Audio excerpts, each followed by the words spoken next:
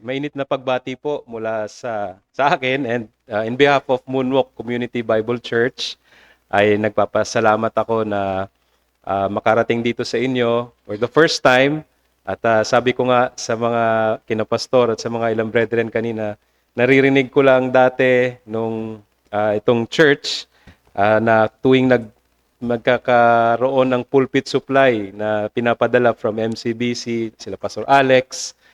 Pero yung actual na makita mismo ay hindi ko pa naranasan all this time na nasa moonwalk ako. So I praise God and thank the Lord para sa opportunity.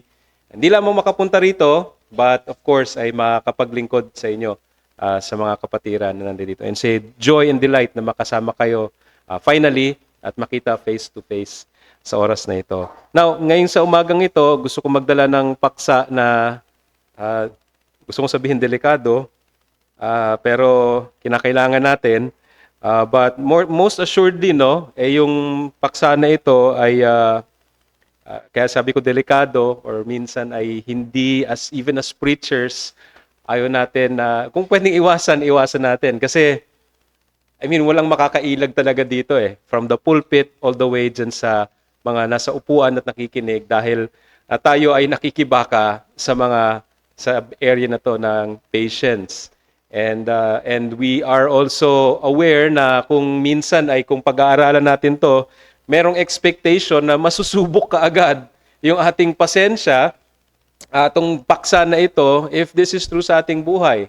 And all the more that we really need to revisit this item, this topic, that we would be resolved and sincere sa buhay natin. Bilang mga Kristiyano, even for us pastors, hindi po kami immune dito. So I'm not speaking of someone na nasa taas ninyo o kami na mga naglilingkod sa pulpito na nasa taas ninyo at parang dinidiktahan kayo. But let us take this topic, this truth, this matter na kung saan bawat isa sa atin ay nawa makinabang in whatever way na ipagkaloob sa atin ng Diyos. But before that, let us seek the Lord's help once again sa pananalangin, sa pag-aaral natin. Muli aming Diyos, lumalapit kami sa inyong harapan. At kami ay in need always of your grace, in need always of your wisdom and your Holy Spirit na inyong pinangako na dadako at dadapo sa amin. Maging sa oras na ito na mag-aaral kami mula sa iyong salita, sa paksa na kung saan ay batid namin ang aming mga kahinaan at karupukan sa bagay na ito. At nawa, lalo na may makultivate ang bagay na ito, itong biyaya at bunga ng banal na spirito, na kami ay umayon sa inyong kalooban as we would be believers and Christians, truly followers of Christ, that we would display such grace sa aming mga buhay. O aming Diyos. Tulungan niyo po kami sa mga oras na ito sa ngalan ni Jesus. Amen. Kung meron po tayong verse na pwedeng tignan, ay gusto kong dumako tayo dito sa 1 Thessalonians chapter 5 verse 14. And ito yung mga kumbaga mga pahabol or hindi lang pahabol but then mga instructions ni Pablo for the Thessalonian church na kaya nga fitting itong bagay na ito because we will be speaking about or studying about patience not in a general sense but in particular tulad nung ginamit dito is Paul addressed this sa isang church. Addressed this sa isang church na bukod sa a general atmosphere na kasi sabi dyan sa verse 14 ng chapter 5,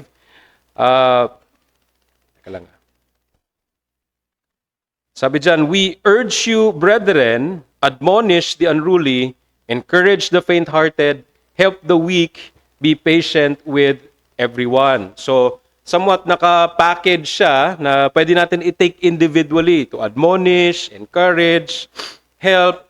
Pero in doing so, yung paggawa nitong mga bagay na ito, hindi lang natin gagawin as if na para tayong mechanical sa paggawa. But in attitude na specify din dyan na covers everything, which is yung last part na yung pagiging patient. Now, yun yung gusto kong gawin natin sa umagang ito. But before that, let us have a brief look lang kung understanding yung word mismo na patience. So, pag tinanong tayo, ano ibig sabihin ng pasensya or patience? Minsan tatagalogin lang, pasensya. Ganon. Hindi sana ganon, no? But then we would look into what patience really is. Literally, original nito sa salitang original, kumbaga combination po ito or a compound word na kung saan ang pinaka-meaning ng dalawang salita na yon ay yung isa is long time or long duration at yung isa ay can signify anger, rage, wrath, indignation, or angry outbursts. No? So the idea literally of patience is to be long time bago dumating yung anger. At kumbaga hindi ka short fuse but long fused.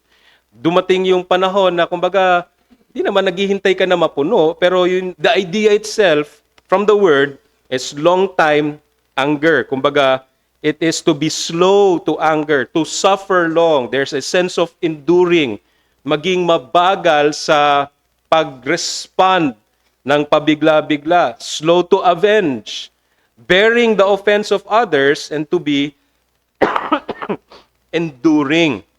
Ang word is really to be slow, maging mabagal. Because when we say patience, there is hastiness involved eh. Parang medyo may time factor na gusto natin may mabilis. Mabilis na mangyari yung gusto natin o mabilis na magkaroon ng sakatuparan. And we are called to be patient to all. Sabi diyan, patient with everyone. In fact, we can say we have to be patient to all men. Maging pasensyoso tayo sa lahat ng tao, believers and unbelievers alike. And but as we deal with this world, sa mundong ito, na mga nakakasalumuha natin, masasabi talaga natin na oo nga po ay kailangan talaga natin ng pasensya. As we deal with day-to-day na mga matters, magmula pa lang sa bahay, magmula pa lang sa ating mga sarili, paglabas natin sa ating mga bahay, may makakasalamuha na tayo. Kaya kailangan dito. But, gusto ko lang i-focus yung aral natin, not for all, not for everyone maging patient. Bagaman we are called to be patient with all men. And just like the context na binigay sa atin dito, is with regard sa konteksto ng church or with the brethren. And in necessity, bakit natin kailangan pag-aralan ito is, of course, the church is composed of sinners. Mga makasalanan pa rin po ang komposisyon ng iglesia. Bawat lokal na iglesia, hindi po kinokompose ng mga santo na kung saan ay kulang na lagyan ng ribulto or mga anghel. But primarily because we are a community na kung saan nag-covenant kayo together, tulad dito sa TBC, na may mga necessary na mga duties kayo na kailangan i-uphold, mga virtues to keep, and kailangan i-commit yung ating mga sarili with covenant believers na kasama natin. And as we do that, we should recognize na yung mga kasalamuhan natin dito na mga members ay mga kapwa rin, mga makakasalanan. At tayo rin mismo. So we have to understand yung bagay na yan. But more than that, we are bound together by God's grace. Oo, may mga pagkakaiba-iba, may hindi halintulad o hindi magkakasang-ayon, pero may pinagkakaisahan tayo, may pinagbuklod tayo, kumbaga, ng Diyos sa kanyang biyaya, which is in Christ. And we are not only united in Christ, but since we are united kay Christ individually, we are also bound to each other. We are united to one another. When we partake yung Lord's Supper, hindi lang natin to sinisignify yung union natin kay Jesus, but it also signifies our union towards each other. So merong bond, no, na pagkakaisa yung isang iglesia tulad dito. And that's why, with that reality, na tayo merong kailangan i-maintain na pagkakaisa, i-maintain yung harmony na yan, for sure, for certain, dahil tayo ay may bahid pa rin ng kasalanan sa atin, as we strive to maintain itong harmony at unity ng iglesia, may challenge. Mayroong magiging hadlang sa mga bagay na ito. Offenses will come, sin will step in, maraming bagay. Weaknesses of the brethren, discouragements happen, And how do we treat yung bagay na ito? Isang paraan na binigay sa atin is we do so, just like what Paul says here, we do so with patience dahil sa ating mga kasalanan. At dahil we don't want disrupted na unity sa iglesia. Ayaw din naman natin ng unity o pagkakaisa na parang, o sige, compromise na lang, bahala na, takpan na lang natin yung mata natin. We don't want that because we also understand na yung unity na ito is bound by truth. And truth and in holiness, in conformity kay Christ. Hindi natin pwedeng takpan yung kasalanan o kalimutan na lang. So, malaking bagay yung area na ito where we are to apply patience. So, remaining sin can cause potential na mga clashes, disagreements, mga misunderstanding at offenses na ultimately magdi-disrupt sa unity at peace ng isang iglesia. Now, there is an underlying evil as well. We must bear in mind that the heart of impatience is, alam niyo po ba kung ano yung, sa tingin niyo ano yung nasa heart? Pwede naman po may no? Sa Sunday school? Pwede naman, okay. Sa tingin niyo po, what is in the heart of impatience? Pag tayo nagiging hindi patient, at kung ano-anong nagagawa natin, anong naiisip natin, anong mga nasasabi natin, what do you think is the underlying evil sa bagay na yan? Pride, no? Hindi lang maybe, pero pride talaga. There is always this native desire sa atin to be the most important of all. Tayo yung kailangan na may priority. So, that happens. Tayo yung merong precedence palagi na ako yung opinion mo hindi ganun kahalaga. Yung sa akin yung mas tama, yung ginagawa mo ay hindi ayon sa akin. Puro akin, no? If we are not careful, mga kapatid, with dealing and handling yung pride natin, yung native desire na yon na sobrang nakatuon sa ating mga sarili, then that is a threat na kung saan ay hahantong at nakikita sa ating impatience. It threatens, sabi rito, to be the most important of all, and whatever threatens to degrade and trample nitong importance sa sarili, kailangan natin i-deal with. Yun yung issue ng pride natin. Na ang gusto natin, tayo yung nandoon sa una, tayo yung may prominente, whatever it is, kung merong mang magti-threaten dito sa desire na ito, kailangan natin labanan. At di lang labanan, kundi kailangan natin ipaalam. Ipaalam natin through our words, usually. So that's the underlying evil, and this is commonly seen or nakikita ito kadalasan sa na-express yung absence ng patience or unrestrained and immediate outburst of anger. Words, angry words, expression, rage, vengeance, paghihiganti. No? Yung bagay na kung saan ay winarningan tayo ng Diyos through Paul that sinabi niya doon, vengeance is mine, I will repay.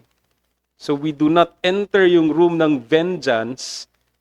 Kung tayo man ay unjustly na treated, there is the tendency, or minsan, ito nga, sa pride natin, pag naapakan lalo yung pride natin, na kumbaga, natapyasan ng konti yung ating imahe sa ating sarili, we are quick to be vengeful sa bagay na yan and to let the other person have it. Ika nga, let them hear, let them know. Whether sa mga irritations or sa mga violence, ganun din ang nangyayari. Asserting and insisting one's importance or value over the other. So there is this issue pa rin ng self-preference. Pine-prefer natin yung ating sarili over the other. So we're still talking about patience, mga kapatid. And the underlying reason of that is yung sin ng ating pride, but we are to be aware that it is that self-preference sa ating mga sarili. So, yan yung at least an overview lang ng patience if we are to look at it from the scriptures sa kanyang paggamit. But, pangalawa natin gusto makita, sang areas ito i-exercise, especially sa konteksto ng church. Sang area natin ipapakita o dapat in-exercise yung patience. At dito sa ating text na pinaghanguan sa 1 Thessalonians 5, sa mga offenses, una, no, when we are, kumbaga nandun tayo sa area na tayo nakatanggap ng offense, we are to be patient when wronged. When personal offenses come, hindi if, but when, because dumarating talaga mga offenses, we are given clear principles from scriptures kung paano natin ito hinahandle. Matthew 18 tells us, no, that how we are to do. If you are offended by a brother, go talk to him personally in private. Hindi ka mag-ikot at kumuha ng opinion ng iba o kukuha ka ng poll at statistics para sabihin, ginawa rin ba sa'yo nito? Or nakaranas ka ba sa ganito? Parang may ganitong yung kapatid natin na yan. No? That's already gossiping. But what we do when we have personal offenses is you follow yung instructions ni Jesus. I go to the offending brother or sister. Kausapin ko siya. Pero kung tutusin, meron nga pa nga dapat prior to that kung pwede bago tayo mag-go sa confrontation If you can cover it with love, why not? Why not? Minsan, there is a sense of pride also na kung saan ay kailangan ko talaga siya i-confront Bakit? Hindi niya ako pinansin. Mga ganun dahilan. O hindi ako binati masyadong malamya yung handshake niya sa akin. Hindi mo alam, malay mo pagod, malay mo maraming iniisip. You conclude ka agad, you jump to conclusions. So, before even going to Matthew 18, try to be level-headed. Try to be, maging malawak din yung isipan natin. Maging patient kayo sa mga kapatid niyo. But, when offenses come, it is important to remember that before we respond sa bagay na ito with offenses, we must first cultivate yung virtue ng patience on being wronged.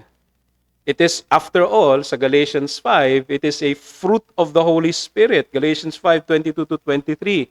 But the fruit of the Spirit is love, joy, peace, patience, kindness, goodness. And I know, alam niyo yung mga sequence nito. And this is, kumbaga, tingnan niyo yung contrast sa verse 19-20, which is yung deeds of the flesh. Ay napakalala. And if we are Christians, and we claim and we profess na nasa atin yung presensya ng banal na Espiritu, presensya ng Diyos through the Spirit, then these are things na reality. Yung bunga ng banal na Espiritu sa atin, and we are to cultivate ito. Hindi natin hayaan na parang, basta nandyan lang yan.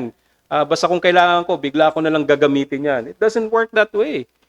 We are to cultivate. Why? Because the Spirit in us also wrestles against the remaining principles of sin in the flesh.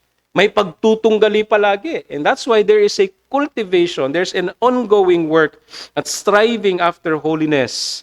2 Timothy 2:24, the Lord's bondservant must not be quarrelsome, addressing to leaders. Pero hindi lang sa leaders, no? But then even for all. To be kind to all, to be able to teach, patient when wrong.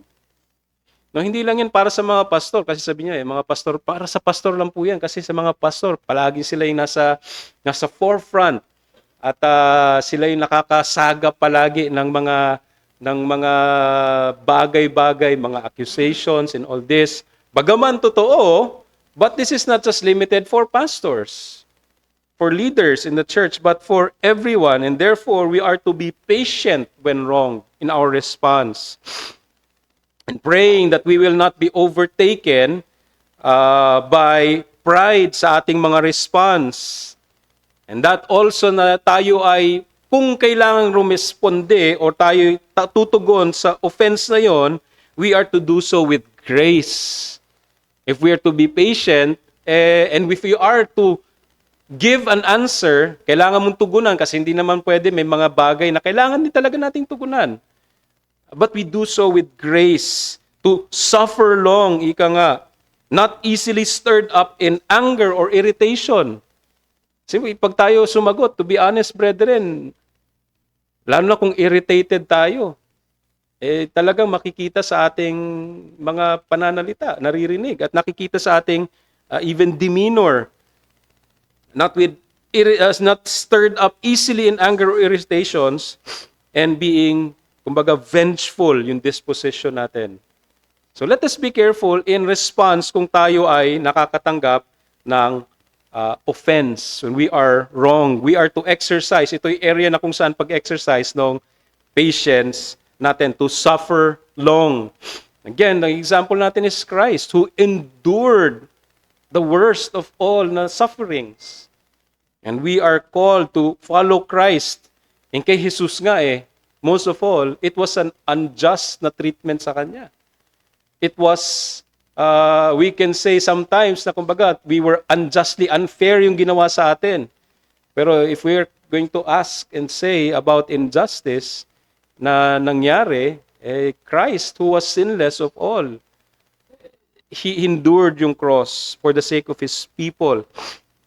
Now, when we speak about irritations or mere, tawag dito, annoyance, case-to-case basis, but definitely patience is to be exercised. Something that is born out of differing personalities. Hindi necessarily kasalanan. No? Pero, dahil iba-iba yung personality, iba-iba yung upbringing, iba-iba yung mga preferences, iba-iba yung maturity, sabi natin, hindi kapareho natin. Pero not necessarily sinful na mga bagay, it may cause irritations. No, hindi tayo nagkakatugma. Kumbaga, iba yung kinalakihan niya, iba yung environment niya, not necessarily sinful. That's why it's gonna be case to case, but patience still is definitely necessary in this. May naisip ba kayo mga bagay ng mga irritations na kailangan natin talaga maging patient?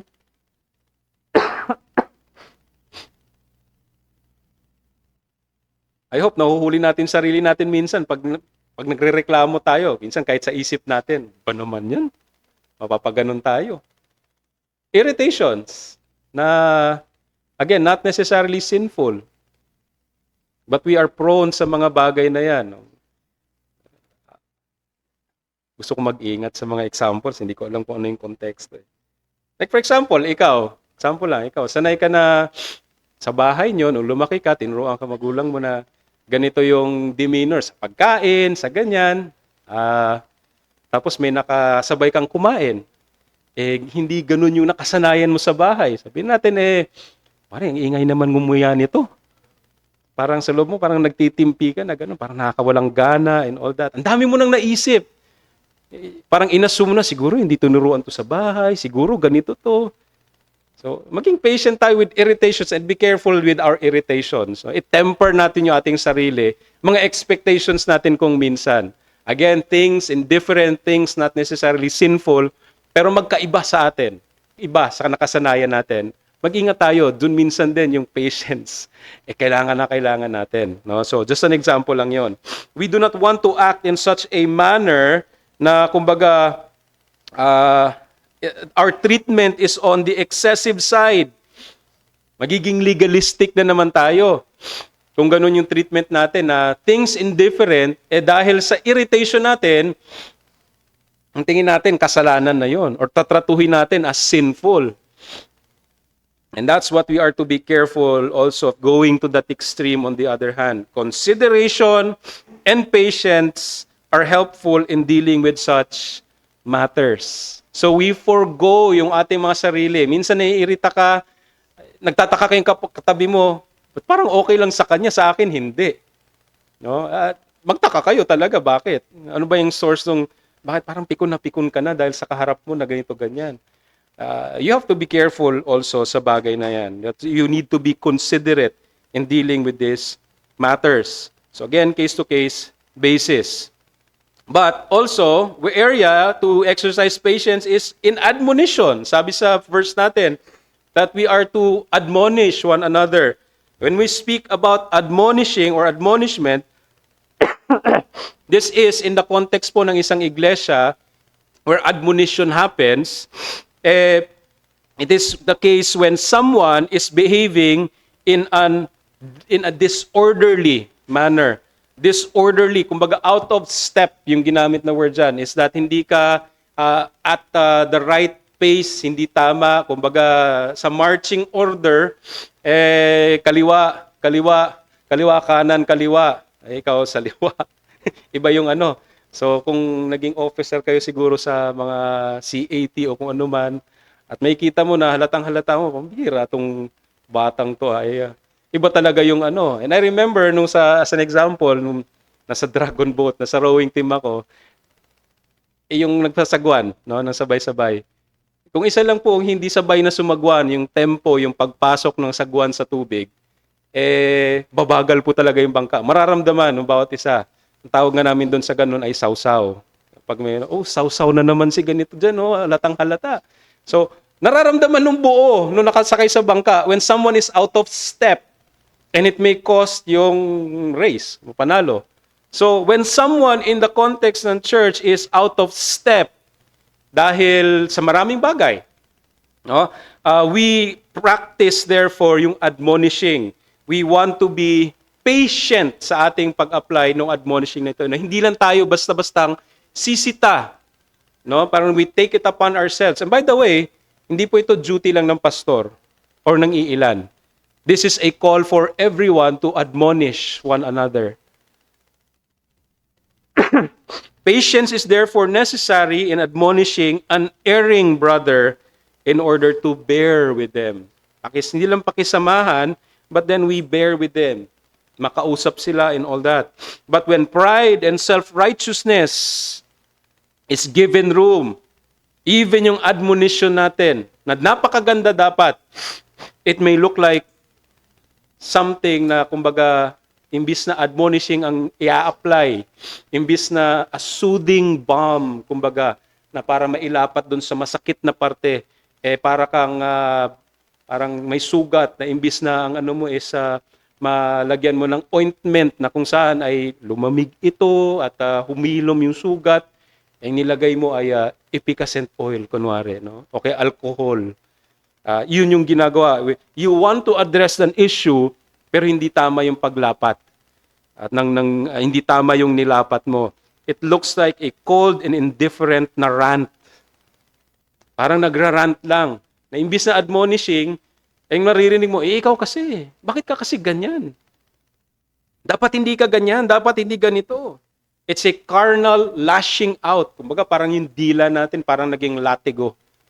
Na imbis na makapagdala ng comfort, nakakasugat lalo. Careless words spoken rashly. And that's why patient admonition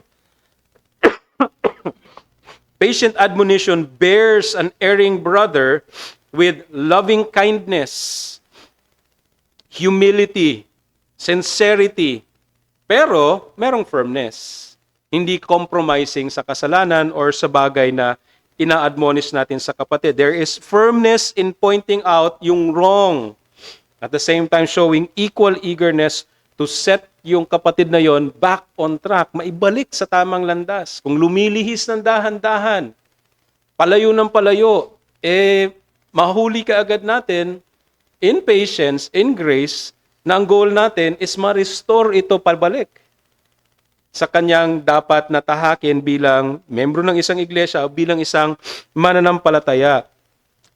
Hindi gossip, hindi backbiting ang ating paraan para gawin yung admonition.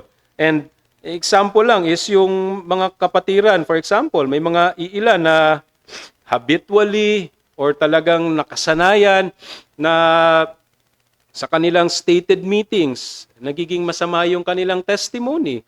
Questionable yung kanilang mga testimony, nagkukos ng division dahil medyo may gossip sa kanyang gawi. Backbiting, medyo bitter yung mga pananalita. Pag nakakausap, there's a bitterness, anger, malice, envy, ill-mannered na speech, and so on and so forth, mga kapatid. And usually, in the context ng isang church, pag may fellowship, pag may pakikipag-usap, at laganap yung pakikipag-usap, which is dapat, minsan, baka may mahuhuli tayo na, or meron tayong makakasalamuha na parang hindi maganda yung ano ni kapatid. So, we bear with them, but then we correct, we point them. There is room always para i-improve natin ating sarili. How we admonish the brethren. Paano natin sila mas-set back sa tamang track ng pagsunod kay Jesus na may pagkakaisa. Now, we have to admit that there is room for church discipline for the unrepentant and continuously nakalos yung puso towards sin and sa kanyang mga kasalanan. Pero before even doing so, mga kapatid, sana even there in the area of administering church discipline, we are to make sure that we have exerted patience. We have exerted length of time na hindi yung makita sa atin na parang kating-kati tayo, na parang gusto natin mangyari. Kumbaga, tuluyan na yan. Ang tagal na yan. Ganito na ganyan. Nakakasira ng testimony. Nakakasira sa ganito. Yes, naintindihan natin, there's room for church discipline. There are variable yung time, but be sure, when you do so, you can say to yourselves that we have exerted, maximized every effort in patience na habulin tong kapatid na to before natin dumako doon sa discipline na yon, instead of just jumping the gun. And kumbaga kung may button dito sa pulpit na church discipline, gagawin church discipline ka agad. Pwede nga wala sana eh. Nobody, no pastor enjoys church discipline. And no church should enjoy church discipline. Kaya nga, we exert every extent ng patience. Parang mas, kung meron mang maging flaw doon sa area na yon, hindi tayo mahulog doon sa area ng pagmamadali. Siguro, mas maganda siguro marinig kahit papano masabi na parang ang tagal nyo naman, napaka-pasensyoso nyo naman. I would rather go there than the other extreme. Na in-exercise natin yung patience. But, nonetheless, firmness is to be addressed as well. Pangatlong area, we are to exercise patience based dito sa verse natin, is encouragement. Encouragement. It's a duty na kung saan encouraging those who are faint-hearted. Faint-hearted, or yung masasabi natin, nagkaroon ng limitation or limited yung or diminished na yung motivation niya para ma-attain yung goal as a member ng church or as a Christian. Discouraged yung taong ito. And that's usually how we would define discouraged. Kasi kumbaga, ito yung pace mo dati, pero dahil certain things ang meron sa kanya, bit-bit niya, pasan niya, parang hindi lang bumagal yung pace, pero parang tumigil bigla because of discouragement. Yung motivation niya to move forward is greatly affected by matters ng kanyang buhay. And that's why, when we deal with the discouraged, to encourage, we need patience also. We need patience as pastors and as church members, as brethren. And discouragement, maraming mga sanhi, maraming pwedeng mga dahilan yan, various reasons. It could be physical or material na mga concerns, and you name everything under that realm. Physical, it could be sickness. Madalas, ito, malaking bagay. Hindi lang natin usapan dito sipon, ubo, but then serious illnesses. And I know some of you are enduring serious sicknesses. And it's discouraging, mga kapatid. It can even be an excuse sometimes na parang para sisihin yung Diyos. And how do you encourage yung mga kapatid na gano'n? Not just physical or material, but even mga strains sa relationship. May mga problema, especially sa bahay. Kung ikaw ay mananampalataya, pero the rest of your family ay hindi. Bago ka pumunta ng church, may nangyari. And pupunta ka ng church discouraged. Many things can happen, especially with relationships and many other things na magkukause for discouragement.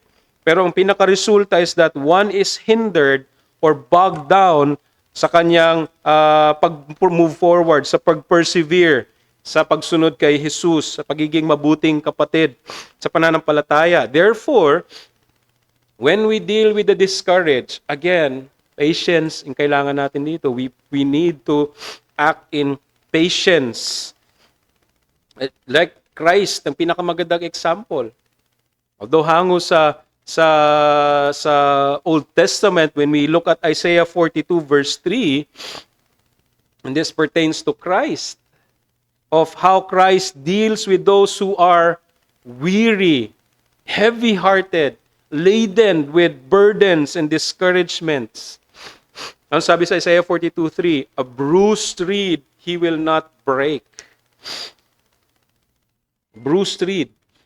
No, again, in their context, ang panahon na yon, yung mga nasa usually river banks, yun yung mga, ano man tawag sa ganun dito, Pastor? Yung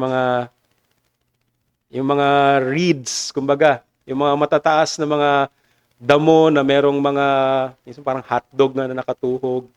But usually, yung reeds na yun, ginagamit either for musical instruments, mainly, wind instrument. Kung gumagawa yung isang craftsman ng isang instrument na wind instrument, biglang nagkamali siya ng tapyas at nasira, na damage, ano bang problema? Ang dami-dami dyan, no? Libre pa. Tapon, di kumuha. Christ doesn't deal with those who are afflicted and heavy laden and discouraged like that. He doesn't just throw away. Hindi niya lang tinatapon ito. He doesn't break ultimately yung bruised na reed. But instead, He cares for them. And a dimly burning wick, He will not extinguish. Yung parang sa isang kandila man o sa isang lampara na parang yung dun sa parable dun sa 10 virgins, no? They have their lamps. And kung wala kang oil, syempre hindi talaga gana. Pero kung hindi mo rin na-maintain yung lamp na yon, yung wick ng lamp na yon, na hindi mo tinrim, napakahina na nung apoy nun na pinoproduce. Therefore, mahina yung liwanag na yung sinag noon. That's why may maintain mo. You trim out yung dark na spot, yung upos na halos, so that yung wick na bago, mas magliyab, mas maliwanag. But when the case happens ng isang dimly burning wick, hindi na tinutuluyan ng Diyos, but then He encourages in that sense. Example dito is that of even believers na malaki, yung pasanin, mabigat. And He calls even sa Matthew 11, "Come to me all who are weary and heavy laden. I'll give you rest for your souls." And it's easy really to respond in contrary sa mga broken and bruised reeds. Madali ang mag-respond in sin instead of in patience by words that are not carefully chosen. Talagang lalong makakasira. Words not carefully chosen, there are right words to say. So we should practice that din, mga kapatid, no? Hindi maging magaspang yung mga salita natin. There are proper words that we are to use when we are going to encourage. Words rightly spoken and even at the right time. Unwholesome words, not good for edification. Ephesians 4:29. Hindi siya nakaka-build up, ika nga, but it tears down. Or even a cold and indifferent encouragement. Ganun din yung mangyayari. Para lang masabing mapatahimik mo na. Imbis na encourage mo with right words, with encouraging words, in patience, dahil sa kagustuhan mong matapos lang ito, gusto mo makabalik na rin sa kaagad, impatience, kumbaga kung ano na lang sinasabi mo. Dahil sa kagustuhan mo, ako na yan. Huwag mo masyadong isipin yan. Ganyan talaga buhay. No? Minsan nasa taas, nasa baba ka. Parang gulong. So tumayo ka na dyan. Huwag ka na Be careful, no? Be careful. You have to exercise patience. Being patient with such means that we do not encourage in a hurry because we see it as an inconvenience sa atin. Parang ang tagal mo na dyan, hanggang ngayon, ganito, ganyan. Kung totoo lang, nakakairita na. We are prone to do that. And we have to be patient with our encouragement. Rather, as Christ took time in forbearing those who encouraged, gayahin natin si Jesus. Imagine nyo na lang din. Imagine niyo kung paano nagdi-deal sa inyo si Jesus. How He was patient. How He is patient in dealing with you. Day after day after day after day. That should put us to shame. Hindi lang sa encouragement, but also patient. May naiwan pala. Patient in our help. Sa pagtulong natin. And it's finally dito sa verse natin, we are commanded to help the weak. In all aspect na weak. Yung act mismo ng helping or supporting. Even sa atin na gustong tumulong, can cause even impatience on the part of the helper. Sabihin mo, napapagod din tayo sa kakatulong. Especially with those whom repeatedly have to deal with. And again, we're talking about sa church. And we are, as believers, are called together in one body to have this duty towards one another. The need for help, again, in whatever aspect ng weakness, will always be present in the body.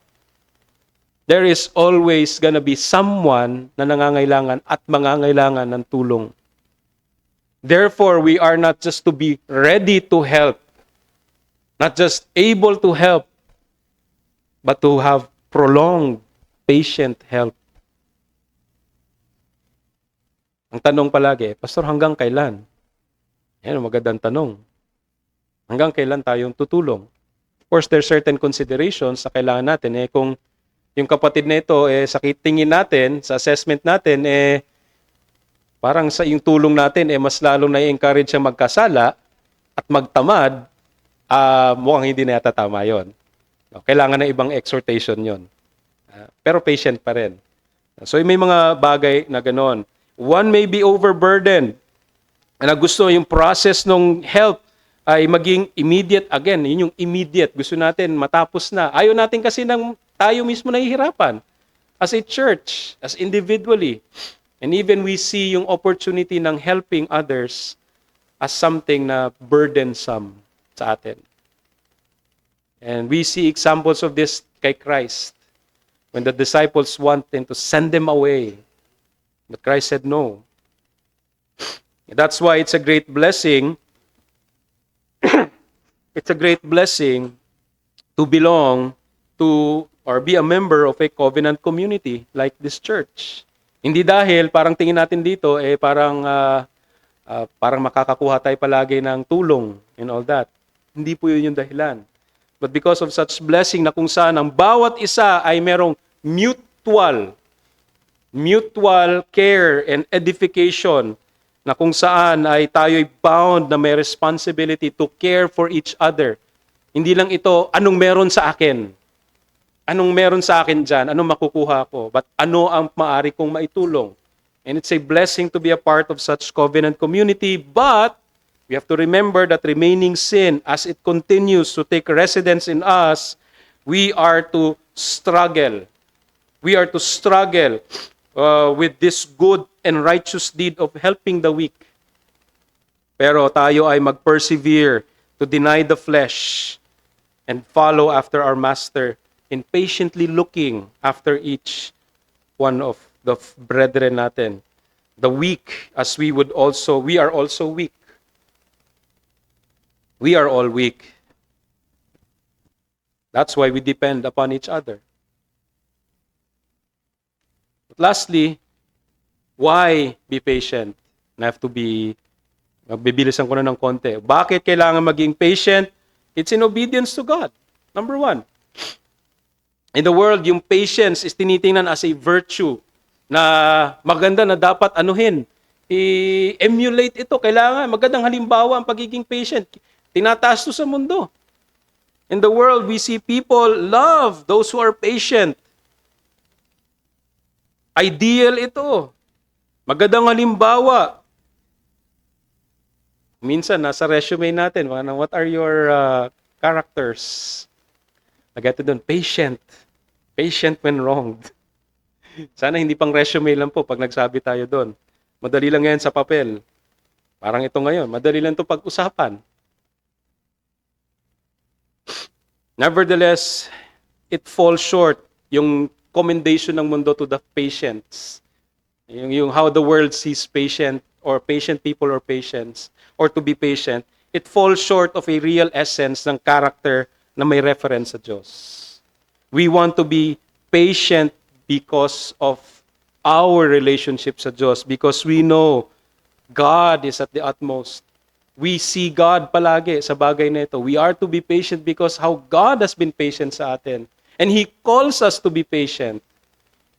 The world would be patient basically dahil baka meron silang makuha. May hinihintay na kapalit.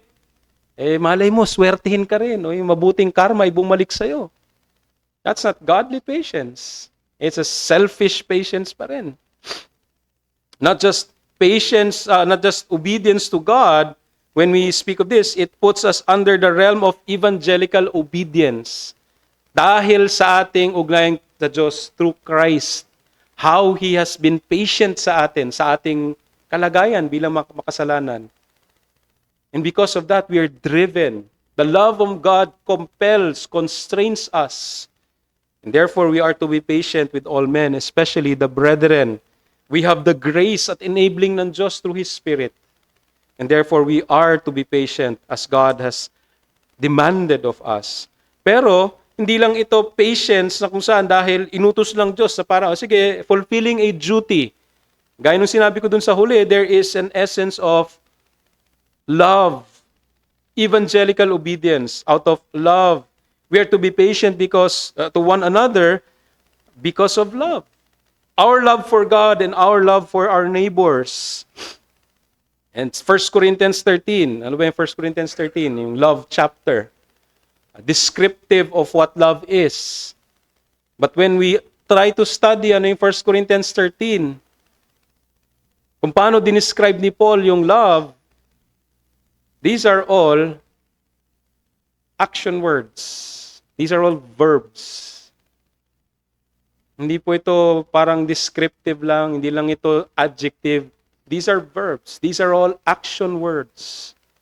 When we say love is patient, it's action. That's love in action is pagiging patient. And especially sa context ng 1 Corinthians was that in the church, in particular, yung use ng spiritual gifts. It should be done in love. Yung ating pakikitungo sa bawat isa, therefore, whether it's sa encouragement, sa ating admonition, it should be done with love. And so, we are to show love by being patient sa ating kapwa mananampalataya. Para sa ating brethren, sa mga kapatiran natin, the expression of love to the brethren is one of it is patience. Patiently when being wrong, gaya ng sabi natin kanina. To love the brethren means I must be patiently dealing with them, especially sa mga circumstances na binanggit kanina. If I love the brethren, not just love for the brethren, but also for God Himself. In addition, love for fellow men or fellow believers, hindi lang ito yung at stake, but our love for God ultimately. If you love me, keep my commandments. Ba yung commandment ng Diyos? Di 10 utos. I-summarize natin doon. It is yung ating relating sa Diyos in worship to God in our treatment with our neighbors, of our neighbors. Honor them with honor authority, honor yung life and all that. We are to do that out of love. If you love God, we will keep His commandments and we treat our brethren and people right. And one of which is by being patient. So in closing, be patient. Ang encouragement sa atin is maging patient tayo. Pero not just a word na, sige, basta patient lang. Let us, by God's grace, pursue, cultivate, persevere in patience towards brethren and the world. There's so many things, mga kapatid, that we are, habang lumalago tayo sa pagkakilala natin sa bawat isa as a church tulad nito, na may exercise natin yung patience natin. And we are to be reminded always sa ating pagtugon, sa pagtanggap ng mga salita, offenses, pag-deal natin, pagtulong, pag-admonish, let us be reminded of this. But not just that, you are to watch and pray. You are to watch and pray that yung areas or occasions na kung saan ikaw mismo, alam mo saan ka impatient, saan ka irritated, that you are to exercise itong bagay na ito. Whether sa work, may mga individual sa buhay mo, sana wala dito sa church, para pag nakita ko, naku, umattend ng church. Sana walang ganun, no? That's ungodly, by the way. Sa ating mga anak, sa mga ibang driver sa daan, sa paghihintay. Buti ngayon, may mga online payment na, pero nung dati, pahirapan. But then, patience. You have to be careful saan tayo. Minsan, nawalan na ng connection sa internet. Grabe na makapag-rant.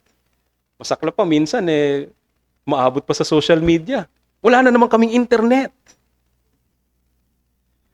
May name drop pa ng ganitong ganyan, ng kumpanya na ganyan. Pamira kayo, ganyan-ganyan. Kasi pagtingin mo sa profile, ay, Kristiyano. Kahiya, di ba? We lack patience sa ganito. You better watch out for and we are to be vigilant sa mga areas na ito. Hindi lang ito pagsa-psych up sa ating mga sarili, but we are to understand that we have a vicious enemy. Apart from our own remaining sin, we have a vicious and malicious and opportunistic enemy na handang latagan tayo ng mga pagkakataon o mga bagay para tayo ay masubok din at tayo ay kumagat sa bagay nito. Let us watch therefore and pray. Manalangin tayo at hilingin ang tulong sa Diyos sa pagsagupa natin nitong area ng patience natin. But lastly, to our friends, sa mga kaibigan natin, kung ikaw ay wala pa kay Jesus, one thing that you have to understand, yung patience ng Diyos. Hanggang ngayon sa mga oras na ito na ikaw ay buhay, gising at nandito at nakakarinig ka, lalo na yung panawagan na ito, God has been patient with you. God has always been patient with you, even though sa iyong pagtalikod, pag-reject sa Kanya, sa mga panawagan niya, laki ka ng church, narinig mo na yung panawagan ng Ebanghelyo, pero ayaw mo pa rin tumugon. God is exercising patience sa iyo.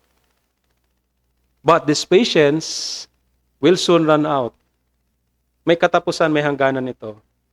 At sana hindi mo ito pagsisihan. Ngayon yung pagkakataon that you embrace yung patience ng Diyos by humbling yourself, magpakumbaba ka, magtiwala kay Kristo Jesus, magsisi sa kasalanan, at manampalataya kay Kristo Jesus. Manalangin tayo. Panginoon, salamat po sa paalaalang ito na present sa aming buhay. Na bawat isa sa amin dito hindi makakaila as we stand before you, that we deal with such occasion that our patience is tested. But we are, as Christians, as your people, O Lord, to cultivate itong bagay na ito. You have called us to be patient, especially sa aming mga kapatiran, especially sa church, na matulungan niyo ang TBC na isang marka ng kanilang buhay, sa kanilang fellowship, sa kanilang pag-worship sa inyo, ay nakikitaan ng patience sa bawat isa. Merong pagpapatawad, merong pagpapakumbaba sa bawat isa, that they exercise such grace and the fruit of the Holy Spirit sa kanilang mga buhay. At lalong makita ng mga taong nakamasid sa kanila at sila rin ay tumungo kay Jesus. We pray, O Lord, that you would also save those mga wala pa sa inyo and use this for their good. In Christ's name we pray. Amen.